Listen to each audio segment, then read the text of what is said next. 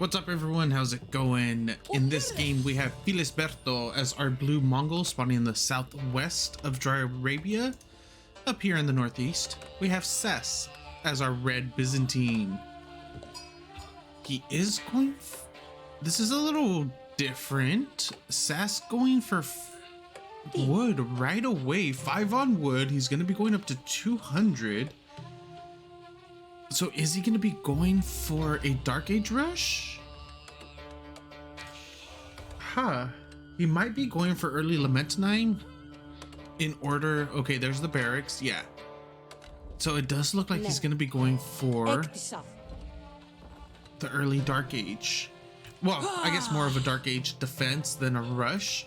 Going into the Lamentinine in order to defend against a barracks. But at this rate, in all honesty, what our Mongol player could do is just switch over to going into eco, which it looks like he might do.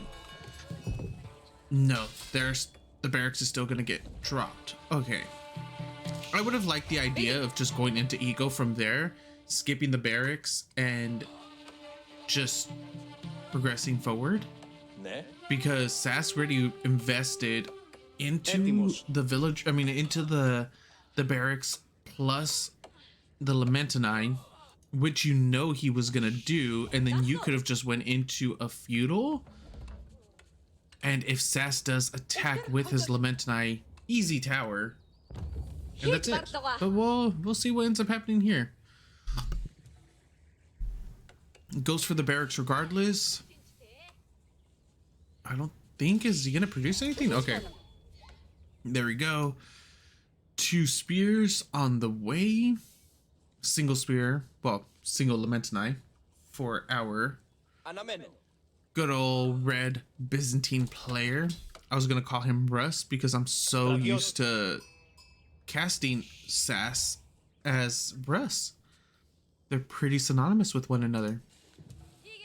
The Gur doing Gur things, just Gurring around, moving over to the gold. Something we haven't seen a lot of recently is Gur's moving out onto the map and trying to pick up a couple sheep here and there. I'm not entirely sure why that fell off so much. I actually can't remember if anything changed about that, because they could still pick up sheep with their Gur. Maybe it's just too micro intensive now. 4 villagers for Filisberto, another 2-3 coming out, so he's gonna be going up to 7 total for Lamentinine for SAS. Let's see who's got the lead right now. Neither player really. Filisberto is gonna be moving out in an attempt to try to get something done. Not necessarily gonna be a tower rush or anything like that. No villagers are getting pulled. He's just gonna try to get some work done with those spears that he currently has out. Another spear is in queue. 7 against 5. Keep in mind that Byzantine can still pop Akratoi to make his villagers into into defensive units. Technically, you could make them into offensive units. That's something that I really would love to see, is a Dark Age rush, like massive Dark Age rush, right, with an offensive cistern, and just go all in, see if it works. I would love to see something like that. I highly doubt that it'll work, in honesty, but it'd be hilarious. It'll totally catch your opponent off guard. Just send your 6 initial villagers straight across over the map, drop the cistern, and just Akratoi on top of their gold and just start wailing on them. It'd be hilarious. I'd love it. It'd be terrible, terrible, terrible idea, but I would absolutely love it. Still a little posturing coming out. 12 Dark Age spears versus 10 Dark Age Lamentinine. Advantage does go to Filisberto. SAS is getting pretty damn close to aging up though. He does have the gold, and now he's just missing the food, which he is kind of transitioning over. 14 on food at the moment. The 249 gold pocketed. This is not going to do anything because we already have that transition into... Oh, he's going to put it up a little further. SAS at this rate, he just needs to...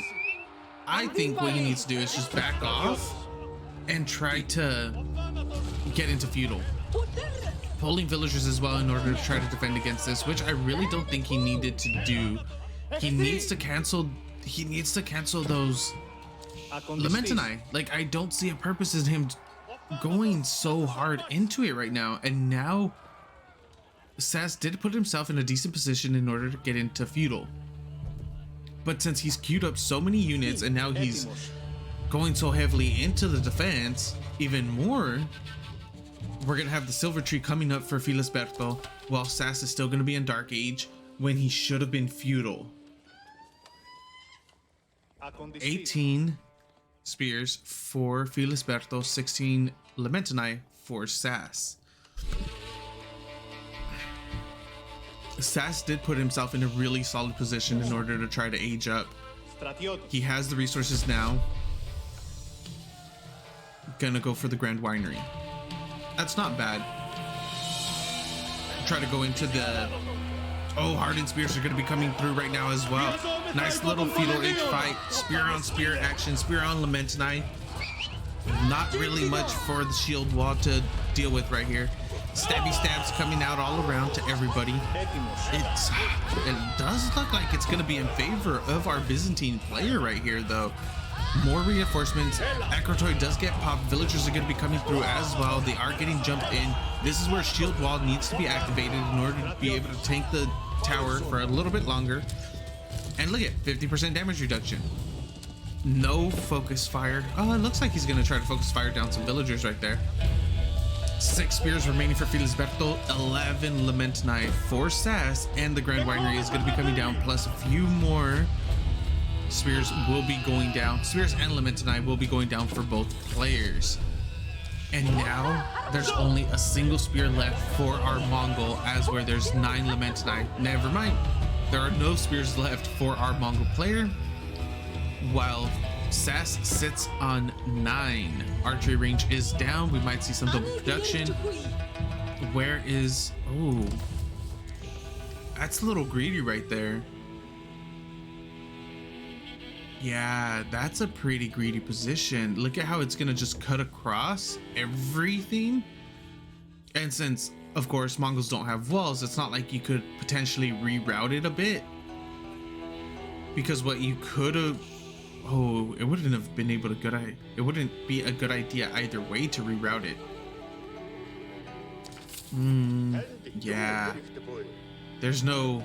You'd have to put like a wall right here. In order to try to force them downward. Wall right here. Yeah, that's not very good. Meanwhile, over here for our Byzantine, he has went into feudal age as well. Walls coming up on the western and eastern side of his base. Fully done on the eastern. Well, it's a little pocket wall. Wide open in the front, of course, as normal. You usually don't wall that off unless you have like... you could probably do right here. Yeah, go from stone to stone and then stone to tree, just like how he's doing right here, stone to tree.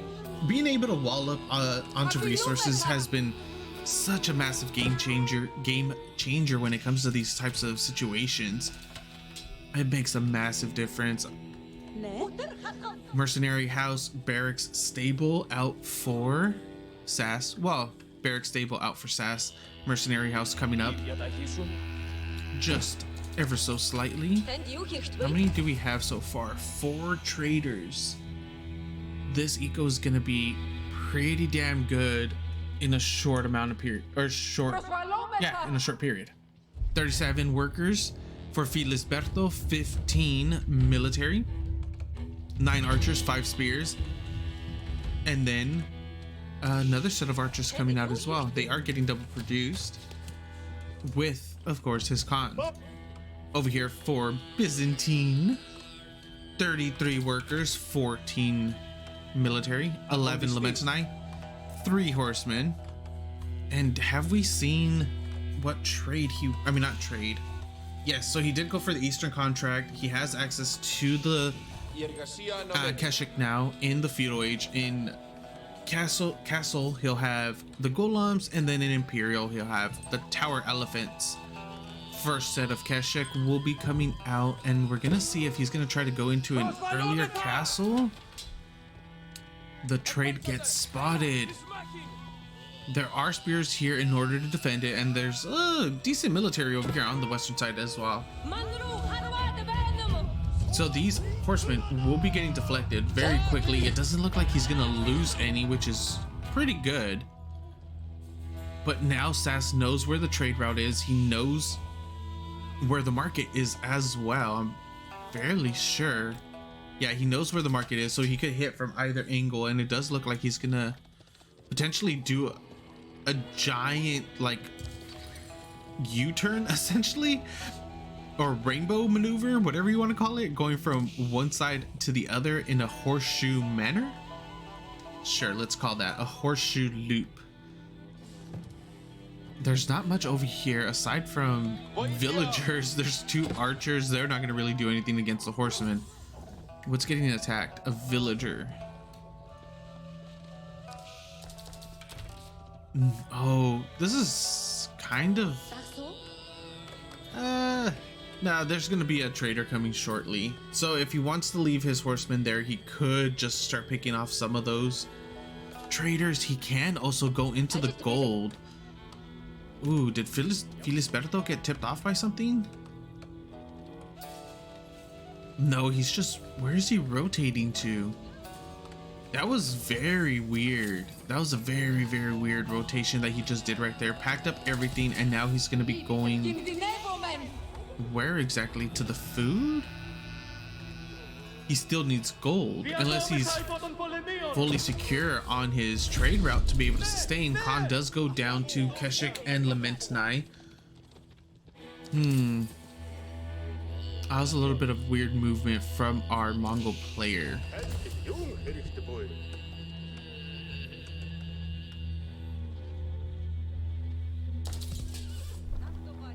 Seeing a tower go down. How many towers do we have along this route? None.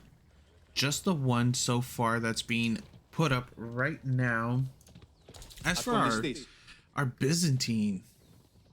Okay, so like we were talking about earlier, this wall should actually be going downward, in all honesty, and then from there connecting it from stone to stone. That'd be the best route for him to take. And then this is going to be our Dialectus cistern. This is where you're going to put your blacksmith. You always want a dedicated Dialectus cistern for your upgrades. That's where you're going to put your blacksmith, your university. Hell, you could even put some of your put a mining camp there, lumber mill. Just so you know, nothing else is going to go there. There have been games where I've done that before. Uvu has been defeated. Nice little charge off. Brace does come up on those spears, or from those spears onto the cavalry. And now we're gonna get traders getting killed off in the back. First one goes down. Second one is gonna be going down shortly. There's quite a few over here that could potentially die. And then even the reinforcements from our Byzantine could be moving that way as well. Doesn't look like they are. 2, 3, and now a full wall. Where are the villagers to be building that wall though? That is the question. In order to just trap the silver tree there. Khan has risen. Oh, villagers already here. Nice. He is gonna be trying to get that wall up. Oh, he needs to quick wall it though. No, he's not gonna be able to get it up in time. But he will be able to fully surround the silver tree though, in order to stop it from moving, and he will be able to burn it down to the ground, little by little. 58 workers for our Mongol player, 29 military, 19 archers, 6 Keshik, 3 spears, while SAS is sitting on 48 workers, 21 Lamentinai, 17 archers. Damn. 6 horsemen, 6 Keshik. He went into massive production during feudal age. That is an amazing feudal push that we have coming out from him. Nearly double that, double the military of our Mongol. And this might be a game-ending push right here too, if he decides to commit. It's 32 military to 57. This could be a swift game-ending attack if he goes through. But does he have a okay, he is building the palisade gate right now. Oh, he does have one on the western side. Eastern, western, none in the central. Totally fine. He should be pushing in though. He should have been able to estimate what kind of unit comp and estimate how many units our Mongol player has. He's also on 2 TC, so that's gonna be really good for him economically. But what is he gonna be able to do in terms of sustainability? That's the number one question, right? Is he gonna be able to hold off the Byzantine Empire? Will the Mongol horde fall? Especially when it's Keshik on Keshik violence, hitting from 2 sides, but the Khan does pop speed boost, so Mongol Keshiks will be able to get out of there. Villagers on the eastern side grabbing their boar. Does go down. Got some throat singing going on in the background. Double Shiro Siphon. One is already completed. Second one will be coming up very soon. Got a ton of villagers, or excuse me, a ton of military. There you go. 33 archers for our Mongol player. 8 Keshiks, 4 spears, and the Khan. 4 SAS, 26 Lamentinai. Remember, shield wall reduces range damage by 50%. Then he has 20 archers of his own, 8 horsemen, 10 Keshik, 2 Shiro Siphons. Those Shiro Siphons do a lot of damage if you get in their way. If you stand between them and the building that they want to kill, it is very likely you're gonna take a ton of damage and potentially lose quite a few units. And we might get the game-ending push right now. Archers are poking forward, do quite a bit of damage onto the first horseman.